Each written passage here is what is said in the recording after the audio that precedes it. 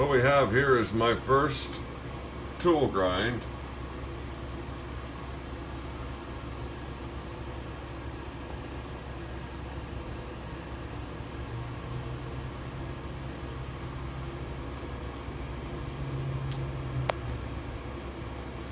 And see if I can position this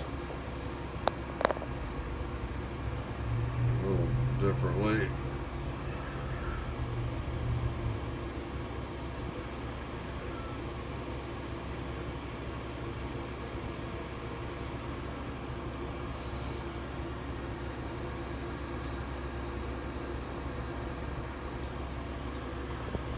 That ought to be good.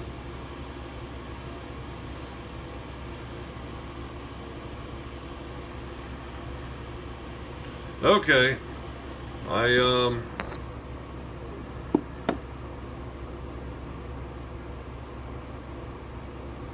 that's nice.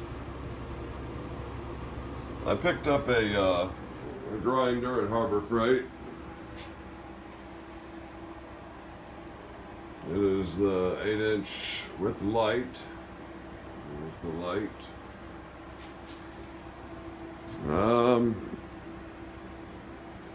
Might as well give it a whirl.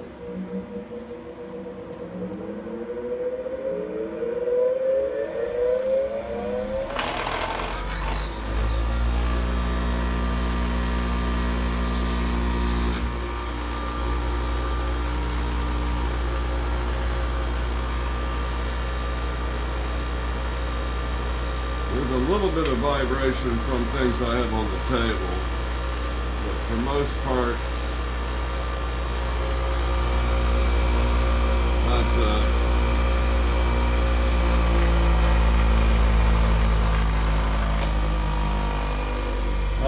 I was advised on grinding wheels, maybe, and I was kind of discussing something, chatting back and forth, and I think I proposed using a 120, either gray or white, you know, and then having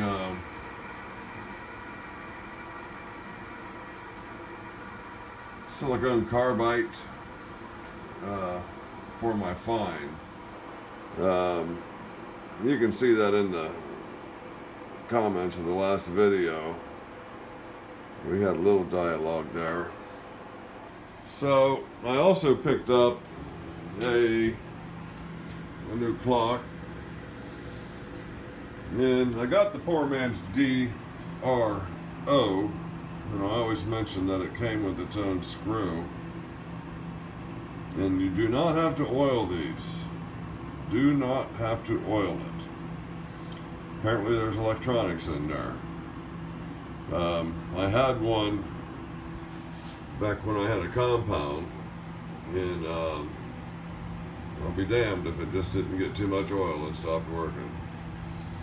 So I came up with this situation, mounting my clock up here. Yeah, well, that's kind of redundant because I already have my poor man's DRO. It came with its own screw. So how can I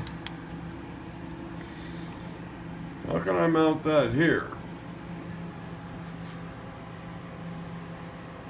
Boy, we're having trouble focusing today.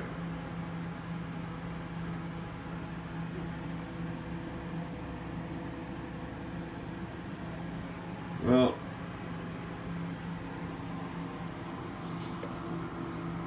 I'm sorry. Let's see here. There we go. So how can we mount that there? Well, I have another piece similar to this. I have it mounted in the vise right now. I am threading this rod that comes out.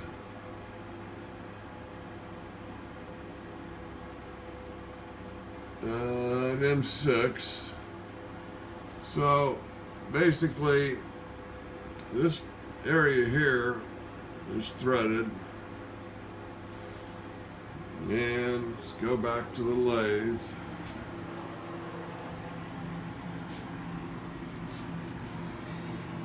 And this piece matches that thread. So I'm thinking of putting this piece inside the box and mounting that fixture there. It will not work in all situations, but it will give me an edge in others, in most, I would think. Another thing I came across is I determined I'm not going to do any more threading with this machine.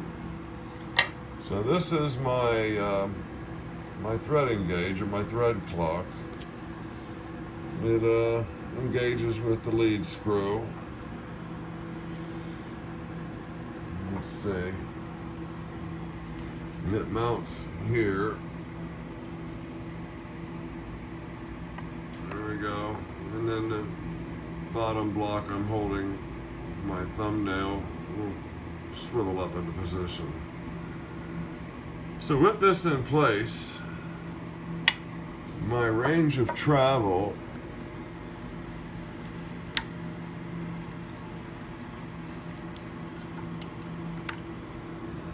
is right there, unstopped.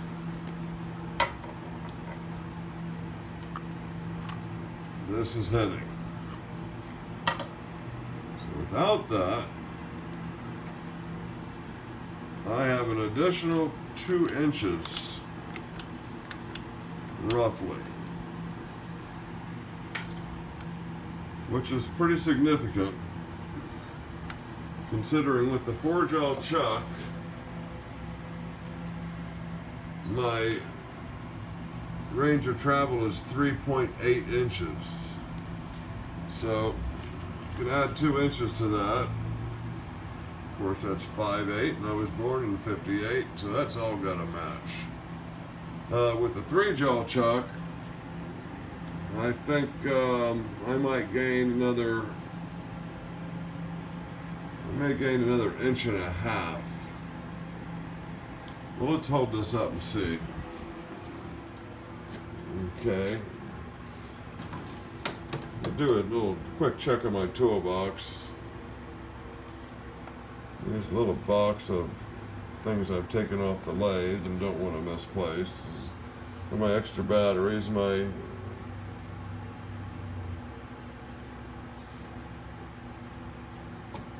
Imperial Allen wrenches, a few. My knurling tool, probably could have spent my money better somewhere else. My boring bar, really have nothing bad to say about that. It did the job. I was working as some kind of plastic. And I think this is drill rod. Here's the tools I don't have holders for. I took the threading inserts out of here. I'm going to try my aluminum inserts in there, my MT53 or something. Okay, next drawer. I still need a 12-inch scale for my Starrett.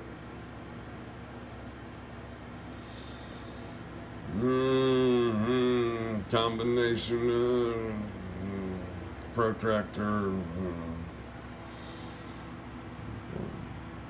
I know a lot of people are big on the names, and this is a Lumpkin. Oh, look at this. I have a thread gauge. I didn't realize that. Huh, I was making my own.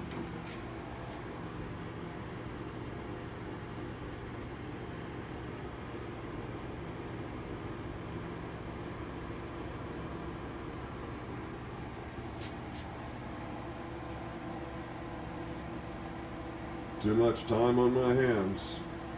You know, I figured I'd carry that around in my pocket, and you know, I wanted to check a thread. It's only, you know, 13 inches long. We were going to look at the 3-gel chuck. I do need a crystal for my Federal test indicator. I think that's what you call that. Well, I'm having a hard time getting focus here. There we go.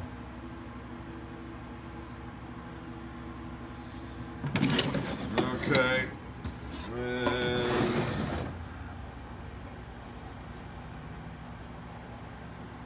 this is a little different.